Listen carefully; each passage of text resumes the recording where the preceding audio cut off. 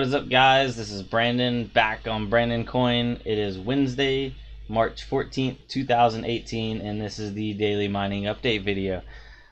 Just gonna start off here and tell everybody, it seems to be this is a reoccurring theme.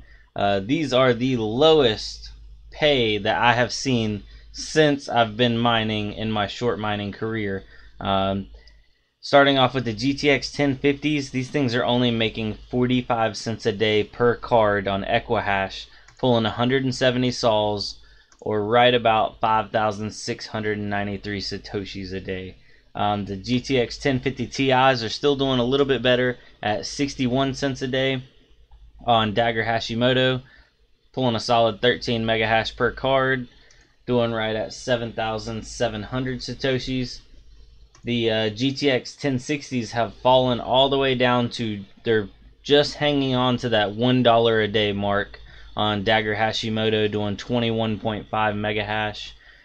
That's 12,700 satoshis per day.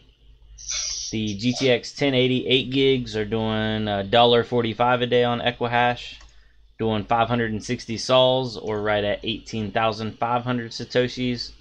Going over to Team Red, the AMD RX 560, this is a 4 gig model. It's doing 59 cents a day on Dagger Hashimoto, pulling 12.5 megahash and 7,511 satoshis. And my RX 580 8 gig is doing $1.44 a day on Dagger Hashimoto. And it's actually getting, I had it as 29.9 and I ran the calculation as 29.9, but it's actually getting a little bit more now. It was getting right at 30.9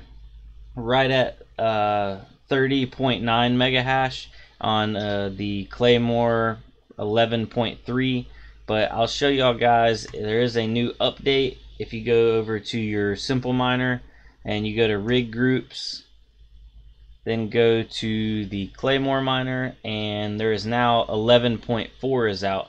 So I just put it from 11.3, I was making 30.9 megahash, and on 11.4, well, it looks like it settled back down. It's 30.92. It was 9.8 earlier, and also my RX 560 is doing a little bit better too. So it's definitely not as significant of a gain as it was from jumping from 11.2 to 11.3. But it is still definitely a gain going from 11.3 to 11.4. I did also do my GTX 1060s right here, and I didn't notice any gain in performance. Actually, they're pretty much just the same as they've always been. 21, they float right around that 21.5 range. So it looks like this is only benefiting the AMD cards right now. I don't know why that is, but if you run your stuff on Simple Miner, it's up, it's live, might as well switch it over. It seems to be running stable. I haven't had any restarts, and I've had them running on them now for a couple hours, so I'm gonna let it see what it does. Now jumping over to the deal of the day, the EVGA has some little cheap 450 watt power supplies. These are normally like 40 bucks, marked all the way down to 20 bucks, so they're literally 50% off. These are 80 plus rated. Everybody rags on them that they're bronze power supplies, but if you're trying to get into the game and you got some low power graphics cards, it is better than nothing. And it is also better than using a no-name brand, non-80 plus rated power supply. At least there is some kind of backing behind this. It only comes with 2 PCI adapters, so just keep that in mind. If you're using like 1060s, they require 1 apiece, so you technically only be able to run like 2 1060s on this power supply, which I don't think I'd want to run more than that on it anyway. Or you could run 1 big card, like 1 1080 or 1 580, because they require 2 plugs. Now what I did is I actually have the same EVGA, but I don't have the 450, I have a 500, and I'm running my motherboard and 1 1080 off of it, and then I plugged in addition to that, this power supply, and it's actually on sale too. It's the Thermaltake Smart 500 watt. It's an 80 plus rated power supply. I think this one's a little bit higher quality. I don't know how it compares to the Bronze series, but I think the Smart series from Thermaltake's a step up. This is normally $55.99 and it's marked down to $37 on sale right now. So you're saving like almost 20 bucks. And this one, I actually have it sitting right here on my desk. It's got 2 PCI adapters. 1, 2. Okay, well, yeah, it's only got 2 PCI plugs on it, but they're 2 individual plugs, so you can actually buy splitters and split those. It's not one plug that's split, if that makes sense. So on currently what I'm running on my setup right in front of me with that 500 watt and the other 500 watt is 2 1080s and 3 1050 Ti's and 1 1030. So 2 big cards and 4 very, very like low power cards. They don't even, the 1050s and that 1030 don't even require an external power plug. But yeah, so just food for thought on that. And then I was also cruising around and I found the PNY GTX 1060 6 gig. It's a dual fan model. I don't have any experience with these, and I actually haven't even run across anybody that has this card.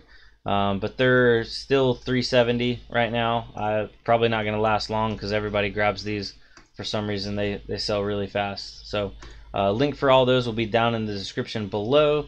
And where are we at right now? Let's go over to the Brandon Coin website and see if there's any new systems been posted up to check out today. Alright, 4 hours ago by Tabletop. This is my Hodgepodge 9 GPU rig. Here's my rig that I've pieced together over time. I started with 4 1060s and a 1080 Ti in June of 2017. Cards from left to right. Actually, let's open up that picture right now. Oh, wow. This is like the nicest hodgepodge thrown together rig I've ever seen. He's got some money right here. From left to right, he's got a 1080 Ti, 1080 Ti, 1060, 1070 Ti, 1070 Ti, 1, 2, 3 1060 for the Win models, and then to round it off, a 1080 Ti for the Win 3 hybrid. So that's all the way over here. That's that water-cooled one. That is not a cheap card right there. Awesome setup. He's running it all on an Asus Z270 motherboard, Celeron processor, 4 gigs of RAM, Samsung SSD, and he's got 2 750 watt power supplies powering everything right now. That's actually impressive. I thought he would need a little bit more power than that, but and he's using the Explomos white version M.2 adapters. I actually just ordered some of those and they should be coming in, so I'm going to be trying to expand my systems to 7 card rigs next. But he said he gets about 4,300 sols on Equihash with his power limit set, and I could have pushed more out of it, but the efficiency is important because of my electricity cost. Well, thank you Tabletop for sharing that. I really do appreciate it. Awesome system. And I really, if you're gonna watch this, please comment down below. And I'm really interested in what risers you're running. I like those where it goes onto the motherboard and it comes out the back instead of coming off the top. If you see what I'm talking about right here on the video. So if you could just drop a link down below and let me know. And is that the motherboard lighting up, or is that the risers lighting up? Because that would be awesome if they light up down on the bottom side and also the top side, to let you know that both, are working, essentially. Oh, he's got some more pictures right here. Hybrid. Awesome setup. Looks like it was homemade too. But all right, and just to round it off, I wanted to go back to YouTube and I want to shed a little light on a friend of mine right here. He just finally got up this video. I'd been asking him to get up for a while now. It's the RX 560 BIOS mod. He actually is the one that helped me BIOS mod my 560. I'm still not comfortable enough to make my own video on it. So everybody that asks me to help them with the BIOS mod, I'm going to be referring you to this guy. He's Daniel at Spartan Mining. He's going to be doing a bunch of stuff with the AMD cards. I'm not as well versed in it. He's actually convinced me to buy some more of them, so I'll have those on the way. But a link for his channel will be down below, and link to see his upcoming video right here, the RX 560 BIOS mod. So thank you guys for watching. I'll see you tomorrow. Adios.